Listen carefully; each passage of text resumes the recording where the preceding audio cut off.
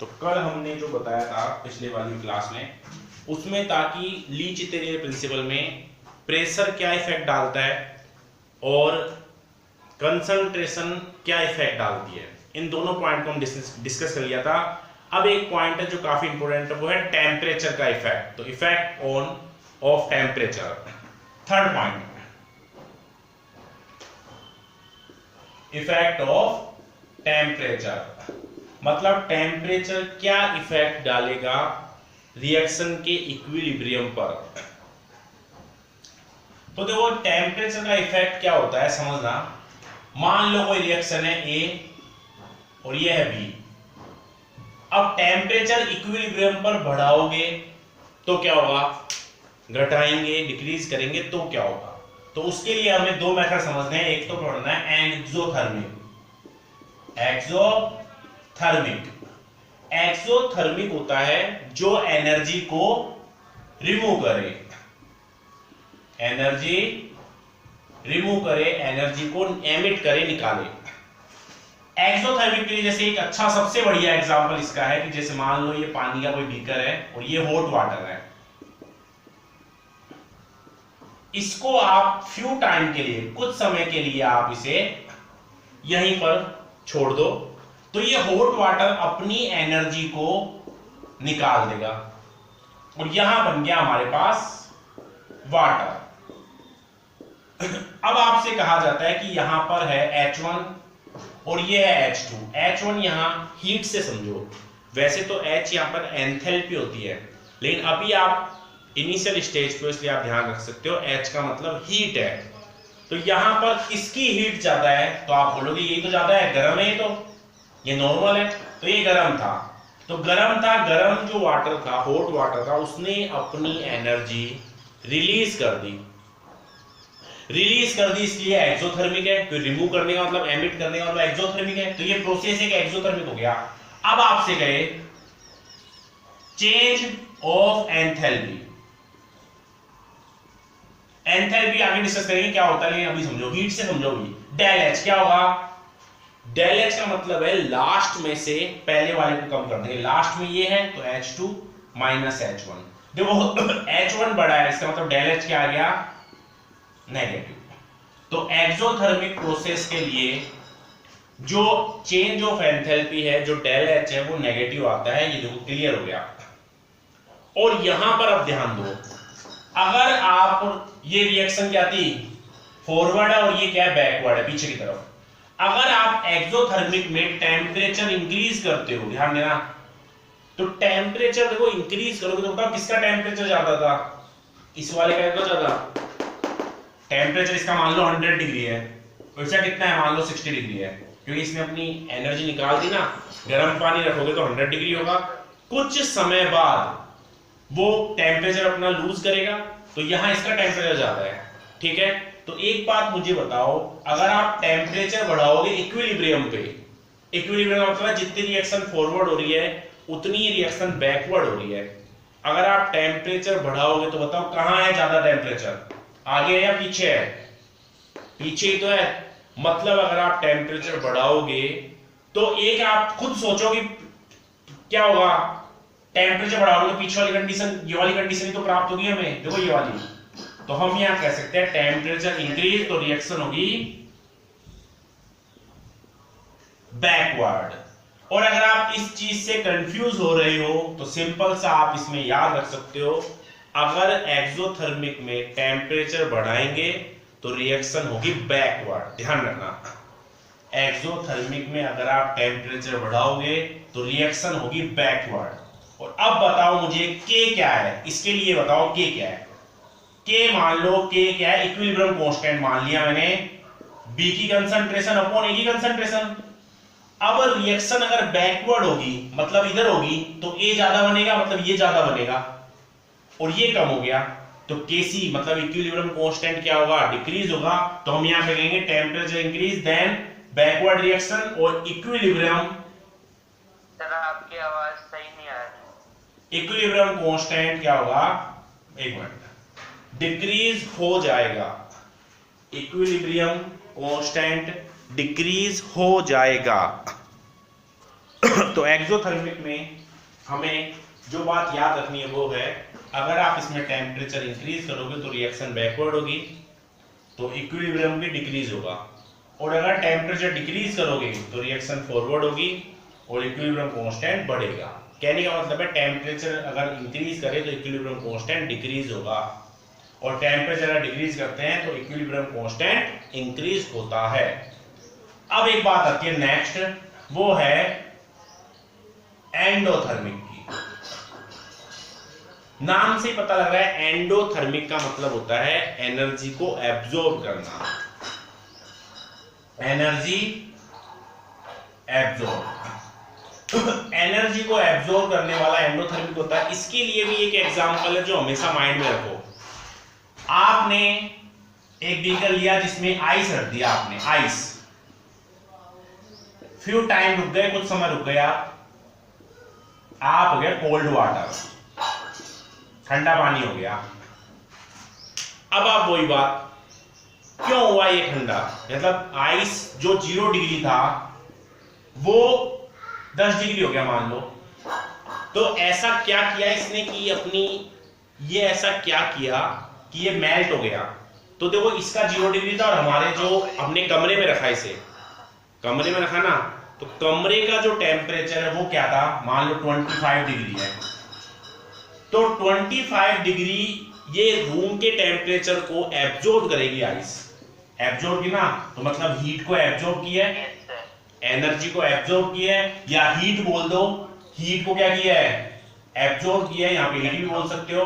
तो हीट को एब्जॉर्ब करके ये मेल्ट हो गई। इसका मतलब है हीट एब्जॉर्ब, इसका मतलब एंडोथर्मिक प्रोसेस हो रहा है। ये बर्फ का मेल्ट होना एक एंडोथर्मिक प्रोसेस, पता लग गया हमें। अब आपसे कहा ये H1 है और ये H2 है, यहां पर ज्यादा कौन है? तो ज्यादा ये तो है हीट, टेम्परेचर ज्यादा इसका है, तो ये एंथैल्पी मतलब हीट ज्यादा होगी।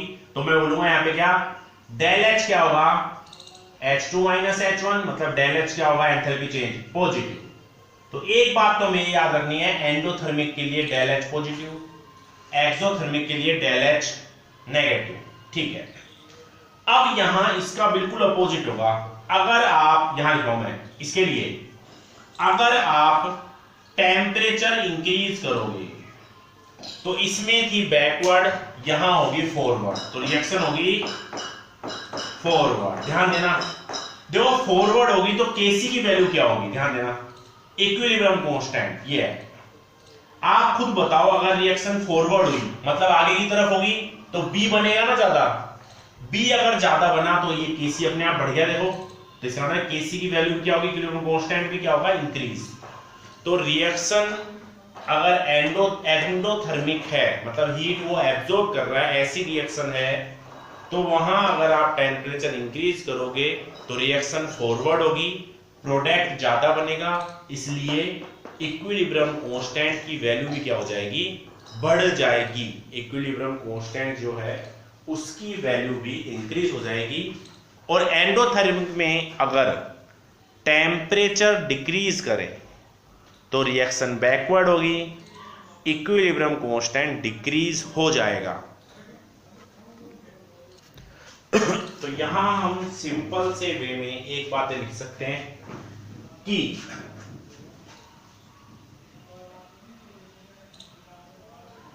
यहां पर रख देता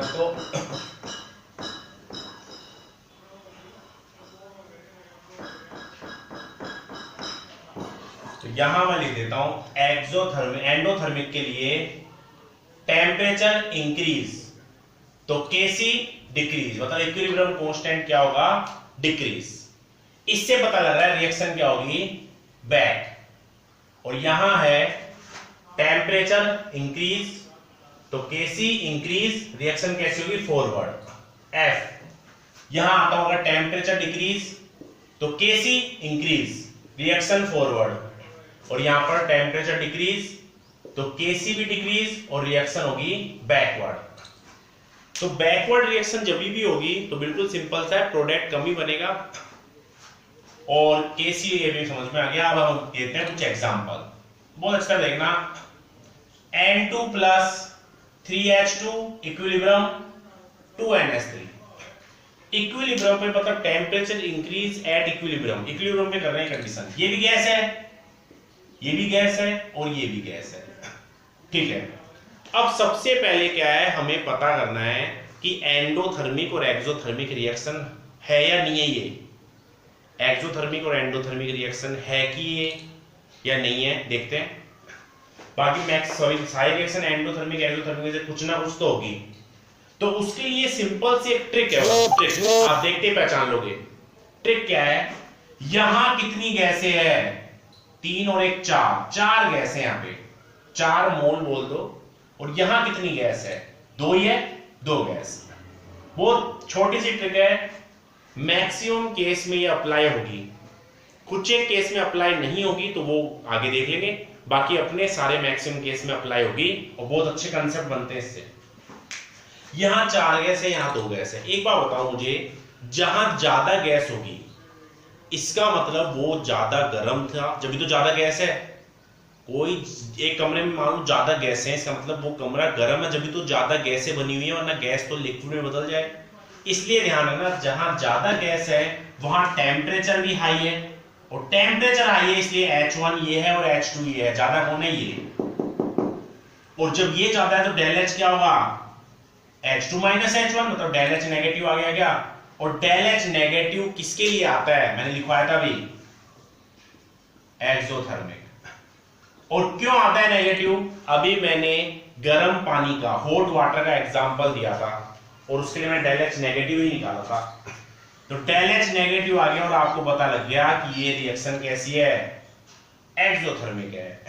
देखो क्या किया हमने सिर्फ इतनी सी बात की कि यहां पर 4 गैस है, 4 मोल गैस है, और यहां पर है 2 मोल गैस। दोनों गैस जो है उसमें मैंने देखा, देखो ज्यादा गैस जहां है वहां टेम्परेचर ज्यादा होगा, क्योंकि गैस है ज्यादा, इसका मतलब टेम्परेचर ज्यादा, तभी तो वो गैस बनी हुई है। तो हमने यहाँ H2 माइनस H1 नेगेटिव आती समझ गया मैं एक्सोथर्मिक है। अब यहां बोला आपसे क्वेश्चन में इस रिएक्शन में टेम्परेचर अगर इंक्रीज कर दे तो क्या होगा, एट इक्विलिब्रियम, तो क्या होगा, एक्सोथर्मिक के लिए पढ़ा है हमने।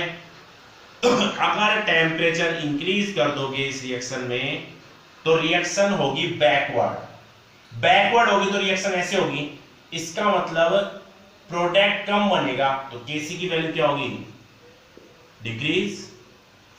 फिर Kc क्या है अपना, यही तो है इक्विलिब्रियम कांस्टेंट, ये है। अगर टेम्परेचर इंक्रीज होगा तो रिएक्शन बैकवर्ड होगी, मतलब ये ज्यादा बनेगा तो ये कम बनेगा, तो ऊपर वाला कम बन गया तो Kc कम हो गया ना, तो इक्विलिब्रियम कांस्टेंट क्या हो जाएगा, कम हो जाएगा। तो एक्सोथर्मिक को आइडेंटिफाई करने का तरीका पता लगा क्या,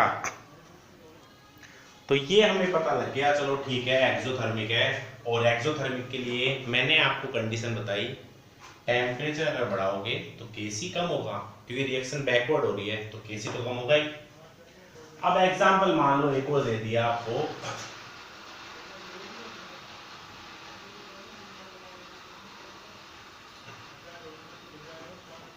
रिएक्शन दे दिया आपको ये N2O4 कोई गैस है,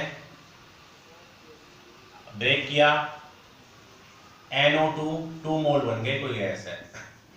प्रश्न यहाँ पे दे दिया आपको और आपसे कहा कि अगर टेम्परेचर इंक्रीज कर दे एट इक्विलिब्रियम तो आपको रिएक्शन में Kc की वैल्यू पर क्या इफेक्ट पड़ेगा, effect on Kc value. Option दे दिया, एक इंक्रीज होगा, ऑप्शन बी दे दिया एक डिक्रीज होगा, ऑप्शन सी दे दिया नॉट इफेक्टेड Kc, एंड और ऑप्शन डी दे दिया नन ऑफ दिस, मतलब कोई नहीं है। तो यहां सबसे पहले हम मेजरमेंट करेंगे, क्या है ये एक्सोथर्मिक है एंडो। यहां पर कितने पार्टिकल हैं गैस के, एक है, और यहां पर गैस के 2 पार्टिकल हैं। मैंने अभी बताया आपको, जहां ज्यादा पार्टिकल है गैस के वो ज्यादा गर्म है, ज्यादा हीट है वहां पे, इसलिए H1 एंथैल्पी और ये H2, तो यहां ज्यादा है इसलिए ये कर दिया। तो डेल H क्या है, डेल H आप बोलोगे सर H2 माइनस H1 होता है, ये ज्यादा है इसका तो डेल H क्या हो गया, पॉजिटिव, बस यही हो गया हमारा काम। डेल H पॉजिटिव आते ही हमने मेजरमेंट कर लिया, यहां पॉजिटिव है, इसका मतलब है ये एंडोथर्मिक रिएक्शन हो गई। तो ये कौन सी हो गई, एंडोथर्मिक। मतलब जब ये रिएक्शन हुई थी तो ये एंडोथर्मिक है, मतलब यहां ये एनर्जी को एब्जॉर्ब करा है। अब एंडोथर्मिक के लिए अपने क्वेश्चन में बोला कि टेम्परेचर अगर आप बढ़ाते हो, मैंने समझाया था भी आपको, तो केसीबी क्या होगा, बिल्कुल बढ़ेगा, तो इक्विलिब्रियम कांस्टेंट भी इंक्रीज होगा। और इक्विलिब्रियम कांस्टेंट क्यों बढ़ता है, क्योंकि रिएक्शन होती है फॉरवर्ड, और फॉरवर्ड अगर रिएक्शन होगी तो ये ज्यादा बनेगा, और आपको पता ही है केसी क्या है, NO2 की पावर 2 N2O4। तो जब ऊपर वाला बढ़ेगा फिर फॉरवर्ड होगी तो ये तो बढ़ेगा, अगर ये बढ़ गया, ये इंक्रीज हो गया, तो केसी अपने आप बढ़ गया। तो यहां हम कहेंगे इस रिएक्शन के लिए टेम्परेचर अगर आप बढ़ाओगे at equilibrium, then equilibrium constant भी इंक्रीज होगा, और रिएक्शन फॉरवर्ड हो रही है, इसलिए इक्विलिब्रियम कांस्टेंट भी इंक्रीज ही होगा।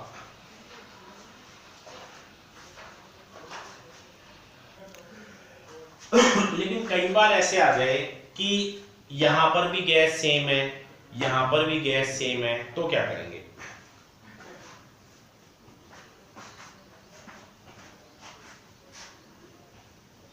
मतलब ऐसा आ गया क्वेश्चन कि आपको यहां कहा N2 कोई गैस है, O2 गैस से रिएक्शन करा और ये बन गया NO गैस, और यहां बन गए 2 मोल। अब प्रश्न ये उठता है कि यहां पर पहले आप बोला कि टेम्परेचर बढ़ाओगे तो क्या होगा एट इक्विलिब्रियम, तो आप यहां देखोगे कि सर यहां तो है 2 पार्टिकल है, 1 और 2, 2 ही तो गैस, एक तो ये रही और एक ये रही, तो 2 गैस है, चलो ठीक है। यहां पर आए, यहां पर भी हमारे पास 2 ही गैस है, तो अब हम कैसे पता लगाएं कि H1 इसका ज्यादा होगा या इसका H2 ज्यादा होगा? दोनों तो 2 गैस है तो बराबर है, लेकिन ऐसा कभी नहीं होता कि जब हम कोई चीज मिलाएं, 2 गैसें मिलाएं या कोई भी 2 सॉल्यूशन मिलाएं या 2 सोल्यूट सॉल्वेंट मिलाएं, तो टेम्परेचर में हल्का फुल्का चेंज तो आता ही है। अगर कोई चेंज नहीं आता है टेम्परेचर में, तो वो क्या होगा, वो हमारा आइडियल सॉल्यूशन या आइडियल गैस होगी। लेकिन ये जितनी भी गैसें ये आइडियल नहीं होती, तो वहां छोड़ो उस बात को, ये देखो यहाँ पे दोनों इक्वल लग रहे हैं आपको, क्योंकि दोनों गैसें हैं। तो ऐसी कंडीशन में देखो हमें क्या करना पड़ता है, क्योंकि हम सारे एग्जाम्पल तो याद कर नहीं सकते। आपको ये तो याद नहीं करना कि N2 प्लस H2 NH3 कौन सी रिएक्शन है, तो मैंने आपको समझाया इसको, तो याद करने का काम कम हो गया ना। तो वैसे ही कुछ एग्जाम्पल हमें समझने होते हैं, और कुछ ऐसे एग्जाम्पल आ जाते हैं उन्हें आप याद भी कर सकते हो, बाकी उनके लिए भी मैं बोलता हूं कि आप थोड़ा सा इन्हें समझ लो।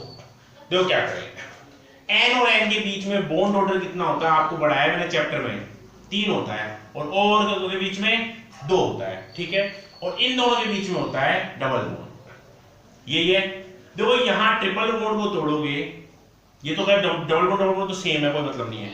यहां ट्रिपल बॉन्ड को आप तोड़ोगे, देखो जब हम बॉन्ड को तोड़ सकते हैं तो एनर्जी क्या होगी, इसको देनी पड़ेगी, जब ये टूटेगा ये, आप इसको तोड़ो तो आप इस पे मारोगे, मतलब आपने इसको एनर्जी दी, इसको एनर्जी दी, जब तो ये तोड़ा, मतलब ये एनर्जी क्या कर रहा है, एब्जॉर्ब कर रहा है। इसको दिए ना आपने, तो इसको तोड़ने के लिए, तो ये तो चलो 2 बॉन्ड है, कोई दिक्कत नहीं, लेकिन यहाँ 3 बॉन्ड है, तो 3 बॉन्ड को तोड़ने के लिए आपने एनर्जी दी इसको, और एनर्जी दी तो ये क्या है, एनर्जी क्या हो रही है, एब्जॉर्ब हो रही है, और एनर्जी एब्जॉर्ब होती है उसको क्या बोलते हैं हम, एंडोथर्मिक। मतलब ये रिएक्शन क्या है, ऊपर वाली जो आगे चल रही है ना ये रिएक्शन, ये वाली, ये है एंडोथर्मिक। अब ये रिएक्शन एंडोथर्मिक है, तो जब आप इसको उल्टा करोगे ना, तो वो कैसी हो गई, वो हो गई एक्सोथर्मिक। तो यहां पर सिंपल सी बात हमें पता लग गई कि अगर आप इस रिएक्शन को देखते हो तो H1 ये है, H2 ये है, तो ये ज्यादा है, और ये ज्यादा की एनर्जी एब्जॉर्ब हो गई ना, ये ज्यादा, इसका मतलब ये क्या हो गया, डेल H क्या हो गया, पॉजिटिव। तो हमें पता लग गया ये एंडोथर्मिक है। जैसे आपको मैंने कहा N2 प्लस H2 3 है, ये इक्विलिब्रियम 2NH3 है। तो जब आप इस रिएक्शन को देख रहे हो ना, ऊपर वाली को, तो ये तो है एक्सोथर्मिक, और जब आप पीछे से देख रहे हो तो ये है एंडोथर्मिक। मतलब जब मैं इसको ऐसे रिवर्स करके लिखूंगा ना, N2 प्लस 3H2, तो इसके लिए मैं बोलूंगा इसको एंडोथर्मिक, ध्यान रखना। तो वैसे ही यहां ये है कि एक एक्सोथर्मिक होगा तो एक एंडोथर्मिक हो जाएगा, यहां H2 जाता है। आप ये भी सोच सकते हो कि N2 गैस, नाइट्रोजन गैस हमारे एनवायरनमेंट में होती है, ऑक्सीजन गैस हम खुद लेते हैं, तो ऑक्सीजन गैस इस वक्त आप ले रहे हो, मैं भी ले रहा हूं, तो उसका टेम्परेचर क्या है, अपने एटमॉस्फेयर के टेम्परेचर के बराबर सा ही है लगभग, मान लो 25 डिग्री है। लेकिन जब आप NO गैस बना रहे हो तो NO गैस है, इन दोनों को मिक्स करके बनाई, तो आपको इनके बॉन्ड ब्रेक करने पड़े, जिससे ये थोड़ा गर्म हो गया, इसलिए यहां पर मैंने H2 को ज्यादा बोल दिया। लेकिन मैं फिर बता रहा हूं, कुछ एग्जाम्पल हम इस तरीके से निकालेंगे जैसे मैंने आपको समझाया है। कुछ एग्जाम्पल जब एंडोथर्मिक एक्सोथर्मिक है, उनको आप 2-3 बार देखोगे तो हमें याद हो जाता है। नोट करो इसे। अब एक क्वेश्चन है,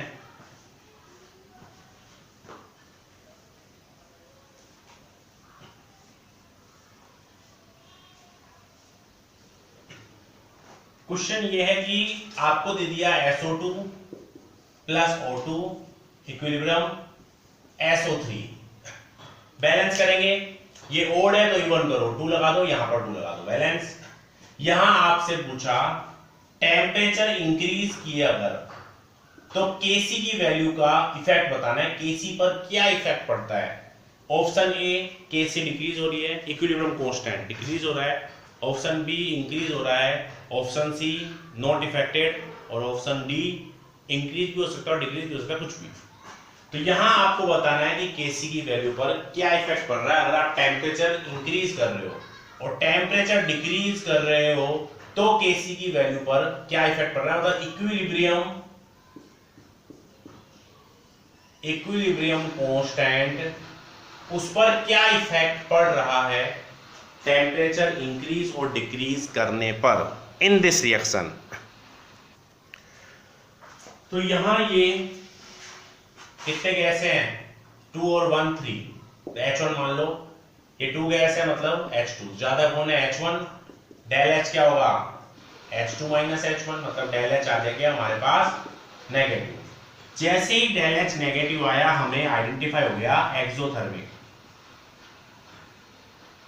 और एक्सोथर्मिक के लिए टेम्परेचर अगर आप इंक्रीज करोगे तो रिएक्शन कैसी होगी, बैकवर्ड होगी, और बैकवर्ड होगी रिएक्शन तो प्रोडक्ट कम बनेगा, इसका मतलब Kc भी क्या होगा, डिक्रीज होगा, बिल्कुल ठीक है।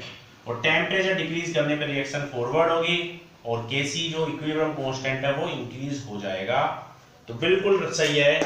तो मैक्सिमम केस में आप इस तरह से आइडेंटिफाई कर सकते हो कि टेम्परेचर को देखकर आप इजीली उसे आइडेंटिफाई कर दो, बाकी प्रेशर के अकॉर्डिंग भी कर सकते हो। अब लिख लो 4 पॉइंट, गैस वाला भी तो है। हाँ तो पहले 4 लिख लो, 4 पॉइंट लिख लो, effect of catalyst. Effect of catalyst मतलब कैटलिस्ट का क्या इफेक्ट पड़ेगा इक्विलिब्रियम पर।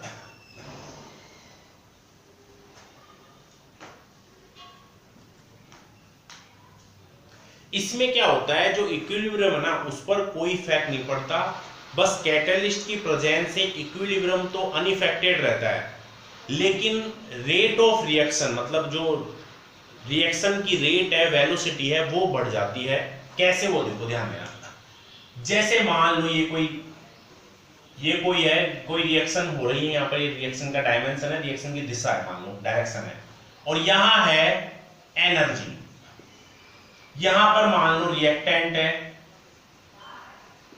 और रिएक्टेंट ऐसे गया और ये गया नीचे, ध्यान देना नीचे गया, यहां बन गया हमारे पास प्रोडक्ट। एनर्जी यहां रिएक्टेंट की ज्यादा है, प्रोडक्ट की कम है, तो मैं यहां कर दिया ये डिस्टेंस है डेल H मान लो। एनर्जी कहां ज्यादा है, रिएक्टेंट की ज्यादा है, तो मान लो रिएक्टेंट अगर R है और प्रोडक्ट है P, तो ये H1 है और ये H2 है, समझना बहुत अच्छी तरह। एनर्जी इसकी हाई है, देखो इस कर्व को ऊपर बनाया ना आपने, इसका मतलब एनर्जी इसकी हाई है तो H1 ज्यादा है, तो H1 ज्यादा है, इसका मतलब डेल H क्या होगा, H2 माइनस H1, इसका डेल H नेगेटिव आ गया, तो ये कौन सा हो गया, एक्सोथर्मिक। मतलब जो ये कर्व है ये एक्सोथर्मिक के लिए है, क्लियर करना बात। अगर मान लो कर्व ऐसे होता, ये रिएक्टेंट और ये प्रोडक्ट, वो ये H1 और ये H2, तो ज्यादा कौन है, देखो ऊपर कौन है, ये एनर्जी है, यहां ऊपर ये है और ये नीचे है, ऊपर की तरफ ये है ना, तो इसलिए H2 ग्रेटर है H1 से, तो डेल H क्या आ गया, पॉजिटिव। तो ये वाला कर्व कौन सा है, ये कर्व है एंडोथर्मिक के लिए, और ये एक्सोथर्मिक के लिए, ये वाला मतलब जब प्रोडक्ट कम होगा ना तो एक्सोथर्मिक है, और प्रोडक्ट जब ज्यादा होगी एनर्जी तो वो एंडोथर्मिक के लिए है। इक्वल कभी नहीं होते क्योंकि ना एनर्जी या तो एब्जॉर्ब होगी या एमिट होगी। तो चलो ये तो हमें समझ में आ गया, लेकिन हम पढ़ रहे हैं कैटलिस्ट का इफेक्ट। सबसे पहले कैटलिस्ट क्या होता है, कैटलिस्ट खुद जो कैटलिस्ट होता है ना वो सेल्फ चेंज नहीं होता, मतलब खुद अनचेंज रहता है, बाकी रिएक्शन को चेंज कर देता है और रिएक्शन की वेलोसिटी को इंक्रीज कर देता है। कैसे करता है, देखो रिएक्टेंट को प्रोडक्ट में बदलने के लिए एक एनर्जी होती है EA, इस EA एनर्जी को हम बोलते हैं एक्टिवेशन एनर्जी, एक्टिवेशन एनर्जी। देखो जो रिएक्टेंट की एनर्जी इतनी होगी ना, इतनी, वो ही प्रोडक्ट में बदलेगा। मान लो कोई रिएक्टेंट यहां पे है, इतनी एनर्जी है उसकी, तो वो क्या, इस मान लो ये कोई माउंटेन है, इसको पार कर पाएगा क्या, नहीं कर पाएगा।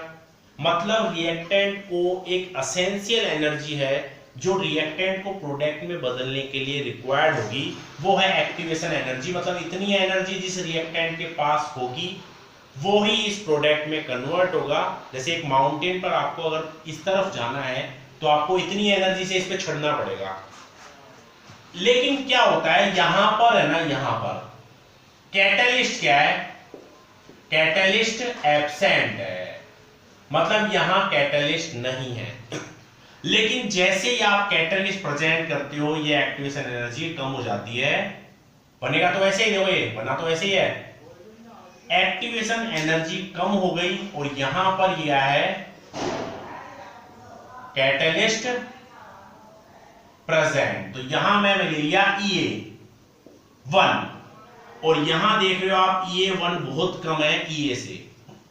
तो अब जो रिएक्टेंट पहले यहां तक पहुंच पाए थे वो पहले तो नहीं बदल पाए थे प्रोडक्ट में, लेकिन अब देखो बदल जाएंगे क्या, बिल्कुल बदल जाएंगे। जो रिएक्टेंट बहुत धीरे गति से, धीरे वेलोसिटी से यहां तक पहुंचे थे वो तेजी से इसको पार कर जाएंगे। जैसे एक बड़े माउंटेन को पार करने में टाइम लगता है वैसे ही एक छोटे माउंटेन को जल्दी से पार कर लेंगे। इसी का मतलब है कैटलिस्ट की प्रेजेंस से एक्टिवेशन एनर्जी डिक्रीज होती है। एक्टिवेशन एनर्जी डिक्रीज होने से क्या होगा, मैक्सिमम रिएक्टेंट प्रोडक्ट में बदलेंगे और फास्ट बदलेंगे। माउंटेन छोटा हो गया ना तो फास्ट बदलेंगे। अब ये बात आती है कि इक्विलिब्रियम पर क्या इफेक्ट पड़ता है। जैसे मान लो ये कोई R है, ये कोई P है प्रोडक्ट, तो इक्विलिब्रियम पे कोई चेंज नहीं पड़ेगा क्योंकि इक्विलिब्रियम तो उसी जगह होगा, लेकिन बस ये है कि रिएक्टेंट की प्रोडक्ट में बदलने की जो रेट है वो जल्दी हो जाएगी। रिएक्टेंट जो रिएक्शन की रेट है, जो रिएक्शन की वेलोसिटी है वो फास्ट हो जाएगी। Equilibrium not affected by catalyst, हम ये कह सकते हैं। तो एक लाइन आप लिख लो इसमें, एक्टिवेशन एनर्जी डिक्रीज, लिख लो line, activation energy decrease by presence of catalyst, by presence of catalyst, because नहीं, आप ऐसे चलो, so rate of reaction increase, rate of reaction increase, और ज्यादा से ज्यादा जो कैटलिस्ट है ना, maximum catalyst easily convert into product. एक मिनट क्या लिखवाया था, मैक्सिमम कैटलिस्ट की जगह लिख लो maximum reactant easily convert into product. Maximum reactant easily convert into product. एक फिफ्थ पॉइंट है last, effect of inert gas add. मतलब इनर्ट गैस ऐड करोगे तो क्या इफेक्ट पड़ेगा, तो आप इसको effect of inert gas addition, effect of inert gas. Inert gas normally ये होती है, आपको पता है, हीना, नीना और करीना 0 रन पर आउट। लेकिन एक ऑर्गन को हम लेते हैं नॉर्मली किसी भी चीज में मिक्स करने के लिए, तो effect of inert gas addition. देखो ध्यान देना, अगर कोई वॉल्यूम मान लो इधर V1 है इधर V2 है, कोई रिएक्शन है जिनमें वॉल्यूम सेम है, वॉल्यूम सेम मतलब मान लो इधर A है इधर B है, इधर भी 2 पार्टिकल इधर भी 2 पार्टिकल है, इन दोनों का वॉल्यूम क्या है, सेम है। मतलब यहां वॉल्यूम क्या है, चेंज नहीं है, वॉल्यूम सेम है दोनों में। तो आप इनर्ट गैस मिक्स भी करोगे ना तो इक्विलिब्रियम पर कोई फर्क नहीं पड़ेगा, equilibrium not affected by inert gas mix करने पे। लेकिन ध्यान रखना, इनर्ट गैस आप कोई गैस मिक्स कर रहे हो, जैसे मान लो ये है SO2 प्लस O2 SO3, आप इसमें कोई गैस मिक्स करें तो इक्विलिब्रियम पे कोई फर्क नहीं पड़ा। इनर्ट गैस भी मिक्स करो कोई फर्क नहीं पड़ा। मान लो एक बार मैं मोल इक्वल कर लेता हूं इनके, जैसे ये है N2 या कोई मान लो इसी यही गैस है, मान लो इन पे दोनों पे वॉल्यूम सेम है, मतलब नंबर सेम है ना, इधर 2 है इधर भी 2 है, नंबर भी सेम है, तो डेल N क्या है, 0 है, क्योंकि इधर 2 है इधर 2 है, तो 2 - 2 क्या हो गया, 0। तो इस पर क्या होगा, हम कोई गैस मिक्स करते हैं तो कोई फर्क नहीं पड़ेगा इक्विलिब्रियम पे। फर्क जब पड़ेगा जब आप दोनों सेम है, गैस दोनों सेम है, लेकिन आप अब इसमें इक्विलिब्रियम में इन दोनों सेम, मतलब रिएक्टेंट में कोई गैस हो या प्रोडक्ट में कोई गैस हो, मान लो इसमें अब मैं B मिला दिया, B एक्स्ट्रा, मैं ऐसी गैस मिला रहा हूं जो रिएक्टेंट या प्रोडक्ट में पहले से है, मतलब मैं ऊपर से ऐसी गैस मिक्स कर रहा हूं जो रिएक्टेंट और प्रोडक्ट में पहले से ही है, तभी इक्विलिब्रियम पर फर्क पड़ेगा, इक्विलिब्रियम इफेक्टिव होगा। लेकिन आप गैस मिलाते हो और इन दोनों में वो गैस जो आप मिला रहे हो गैस, वो गैस ना तो प्रोडक्ट में है और ना ही रिएक्टेंट में है, तो इक्विलिब्रियम पे कोई इफेक्ट नहीं पड़ेगा। तो ये है इनर्ट गैस के बारे में।